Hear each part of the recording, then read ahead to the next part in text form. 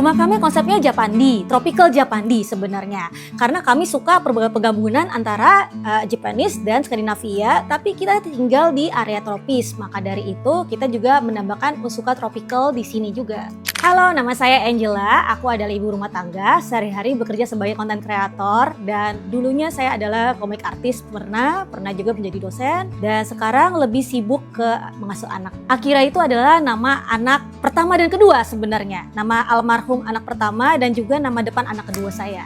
Dia namanya Akira. Rumah ini dibangun di atas tanah sekitar 200-an dan luas bangunan sekitar kalau dibilang 400-an lah, sekitar seperti itu. Karena dia terdiri dari sebenarnya 2 lantai plus setengah lah, 2,5. 3 lantai tapi nyaris lah sebenarnya. Inspirasi khusus itu, jadi waktu kita honeymoon ke Jepang waktu itu kita sempat ada nginep di ryokan. Kok kayaknya cakep ya seperti ini. Nah, terbawalah tipe-tipe ryokannya itu seperti apa hingga sekarang waktu kita membangun rumah ini. Oke, jadi waktu pandemi kemarin kebetulan suami saya ketemu tanah yang lokasinya lumayan oke di area Tangerang ini, Tangerang Selatan lah sebenarnya, yang areanya adem dan harganya oke. Nah waktu itu suami saya ambil deh area tanah ini, kaflik ini, karena kita juga pikirnya ingin membangun rumah yang custom ala kita untuk secara long term sampai mungkin kita tua seperti itu. Pertama-tama kita tidak mau pakai AC. Ya mungkin akan ada sedikit ya, tapi kita most likely kepengen rumah yang nggak pakai AC aja adem. Begitu. Terus kita pengen yang lebih hijau, lebih banyak green itu. Walaupun kita sebenarnya tidak pinter-pinter banget untuk merawat tanaman dan merawat kebun ya, tapi kita pengen kayak dikelilingi oleh dedaunan seperti itu. Kita pengen kalau kita lagi kumpul-kumpul atau lagi dengan keluarga, activity-nya itu sekalian main seperti itu. Dan kemudian kedua, kolam renang di sini ada fungsi oasis seperti itu. Jadi kayak dia mempunyai fungsi pendingin ruangan. Makanya dia itu menyatu dengan living room dan dapurnya. Kita ada banyak jendela yang terbuka. Jadi benar-benar masuk gitu cahaya matahari dari luar. Kemudian sebenarnya di lantai 3 di atas itu juga ada skylight juga. Jadinya cahaya dari atas juga masuk gitu. Jadi kita siang-siang itu tidak perlu lagi menggunakan penerangan tambahan sebenarnya di sehari-harinya. Ada kamar utama, kamar anak kedua yang ceritanya kamar anak kedua tapi belum dipakai, kamar ART, ada kamar tamu. Kita tempat tidurnya tuh di bawah karena kan kita mengadaptasikan gaya Jepang yang biasanya tidur di tatami di bawah. Namun di sini kan kita tidak menggunakan benar-benar tatami ya. Jadi seperti undakan, terus undakan kayu. Nah, kita bisa taruh di situ kasurnya, dipannya seperti itu dan kita juga bisa duduk di dipannya.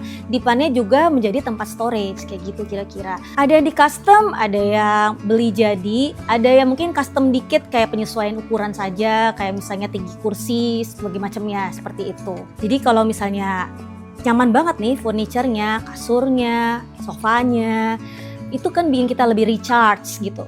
Jadinya lebih seger setelah itu.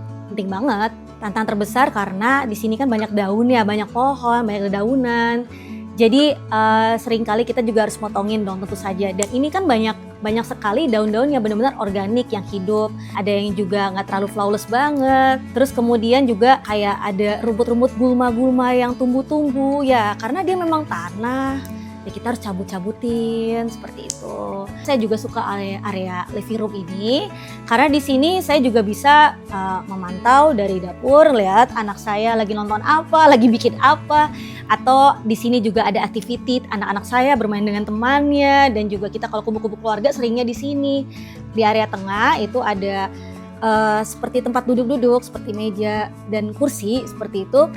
Jadi kalau saya duduk di sana untuk bekerja, buka laptop atau belajar atau segala macam, itu view-nya itu ke arah ada tanaman yang garden yang di tengah seperti itu. Jadinya lihat hijau-hijau enak gitu. Seperti cave saya, gua saya, tempat hibernasi. Seperti gua sih sebenarnya. Seperti kalau saya beruang ini gua saya gitu. Tentukan dulu akan beraktivitas seperti apa. Terus kemudian psikologi penggunanya, jadi misalnya si ayah suka apa, si ibu suka bikin apa, si anak-anak suka berkegiatan apa. Nanti flow-nya itu akan di mana itu dulu bahkan sebelum furniturnya.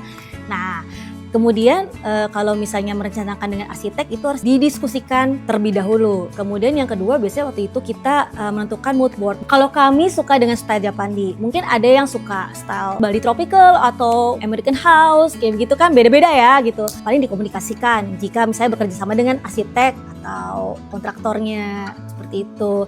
Setelah 2 ini baru menurut saya budget. Dari budget baru akan menyesuaikan back and forth dengan desainnya lagi. Terus kemudian yang ketiga dari segi desainnya juga nanti airflow-nya bagaimana, nanti bikin apa, maintenance-nya bagaimana, airnya seperti apa, listriknya seperti apa, itu benar-benar harus diperhatikan banget, penting banget kayak begitu.